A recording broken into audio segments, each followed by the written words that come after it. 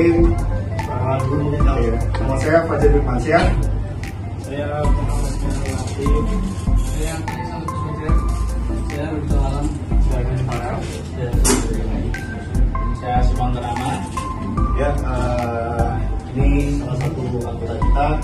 Mungkin Mas Simon buat yang pertama apa yang mau dijelaskan dulu? Sebelum kami judul kegiatan ini adalah edukasi bahaya penipuan pada judi online. Kami dari kelompok 1 dan 2 mata kuliah etika profesi.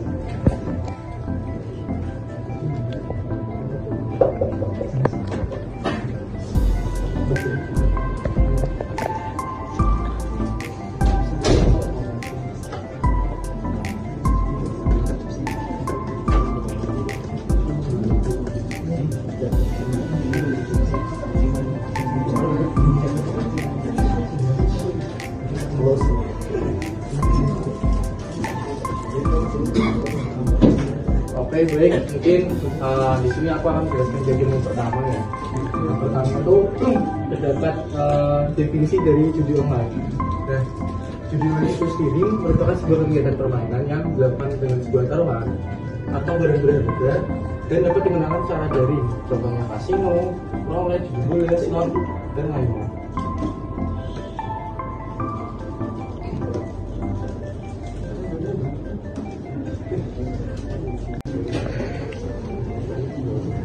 Yang kedua itu ada negara Kamboja, Filipina, yang keempat Myanmar, Indonesia menduduki peringkat pertama.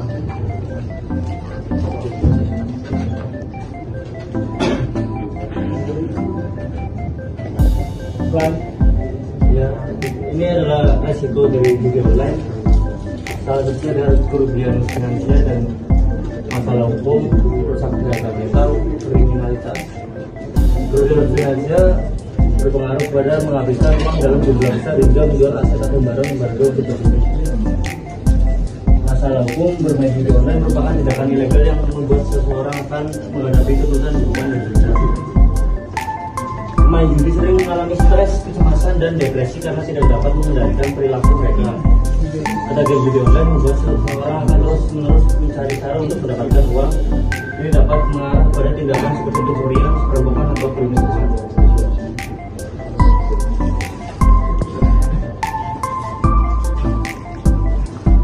Di sini ada tanda kecanduan buat orang yang sedang main judi online ya. Yang pertama ada terobsesi dengan perjudian online. Kedua, ada nafsu yang kuat untuk berjudi ketika tidak memungkinkan, yang dia terus memikirkan perjudian online. Keempat, mengorbankan pekerjaan atau sekolah demi berjudi. Menghabiskan banyak waktu untuk berjudi online, kemudian kesulitan keuangan akibat perjudian. Kemudian ada pengambilan resiko yang berlebih dalam berjudi, kemudian ada upaya yang gagal untuk menghentikan perjudian.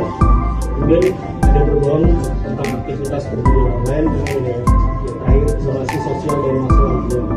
Mungkin di sini ada sebelumnya yang pernah bermain judi online, buat mas-masnya yang banyak atau pernah melakukan itu Mancing, beli, olahraga, ya pokoknya hobi lah.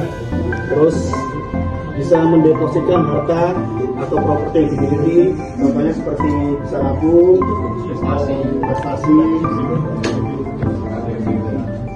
Kemudian ada mengurangi interaksi dengan internet, kemudian ada mendekatkan diri kepada Tuhan. Mungkin yang di sini sering ibadah, lebih sering ditingkatkan. ya setiap agama pasti melarang judi online. Kemudian ada berkonsultasi kepada psikiater, dan yang terakhir ada hindari orang, tempat, dan aktivitas yang berkaitan dengan perjudian. Karena kalau kalian berteman dengan yang bermain judi online, bisa jadi 2017 hingga 2022 yang awal mulanya hingga pada tahun 2022 yaitu sebesar lebih dari 100 juta kali transaksi, dan di sebelah sini merupakan nilai transaksi, besaran transaksi. Besarannya sangat naik sangat drastis ya. Dari 2021 sekitar 60 triliun dan 2022 hingga 100 triliun, kenaikannya hingga 40 triliun. Peningkatannya sangat signifikan.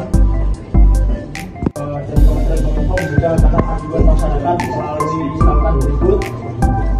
Jika kalian menemukan situs-situs judi online atau mungkin merasa dirugikan dengan situs-situs tersebut, kalian bisa adukan ke nomor ini dari Kominfo yang akan membantu memblokir situs-situs judi online yang beredar. Berikut, jika kalian harus juga menghindari ajakan-ajakan menggunakan perangkat lunak untuk membuat iklan, melakukan iklan dan melaporkan berita berbahaya. Sesuai yang tadi saya sampaikan, bisa melaporkan ke link ini. Nanti mungkin bisa di-share buat kalian semua kalau ketika menemukan atau merasa terugikan dengan website-website seperti itu. Sebuah gambaran kalian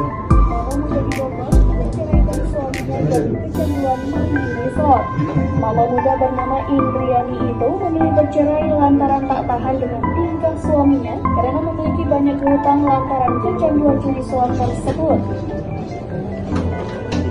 Kisah ini diceritakan oleh Indriani di akun TikTok miliknya @indria_ftry_. Indriani awalnya tidak menyadari bahwa suaminya memiliki niat bermain judi mesin slot. Puncaknya adalah ketika Indriani menerima paket hampers berisi kue kering di rumahnya yang menimbulkan kecurigaan bahwa itu adalah hasil dari aktivitas admin judi online. Akibat dari tindakan suaminya saat itu, beberapa aset termasuk sertifikat rumah dan BPKB kendaraan harus digadaikan.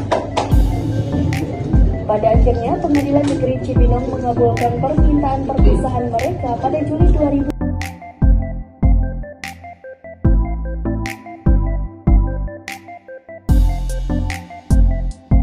Dia ingin menginginkan perceraian tersebut. Jadi untuk depannya kalian ya bisa menilai lah bagaimana kerugian yang akan kalian dapatkan. 1.000 dan 100.000. Yang akan dilakukan oleh teman saya. Kita coba apakah benar berhentinya sesuai dengan yang kita setting.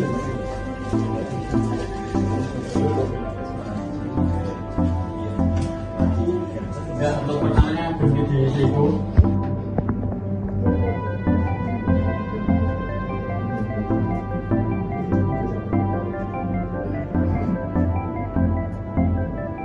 Dan sesuai berhenti di 2.000.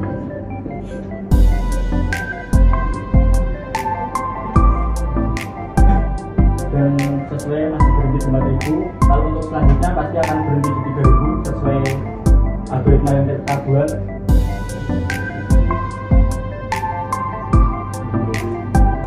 Dan untuk selanjutnya pasti akan berhenti di 100.000.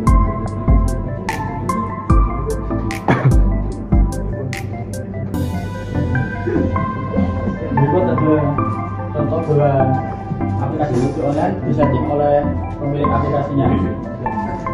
Oleh sebab itu tidak akan ada orang yang kaya dari judi online, dan pastinya semua pemain akan kalah dan yang menang hanyalah kan judi online kan dia kan ada risikonya bang, dihukum, ada hukum pidana hukum juga. Itu hukum pidananya itu kalau kita sebagai pemain itu ada hukumnya sih. Atau kalau untuk sekarang kan yang lebih kita tahu kan biasanya yang dihukum itu di bandar, kalau enggak di bagian dia promosi kayak dari Instastory, ya Instastory seleb sekarang lah bang, seleb sekarang influencer lah bang sekarang. Kalau kita sebagai user itu ada pidananya bang. Oke, jadi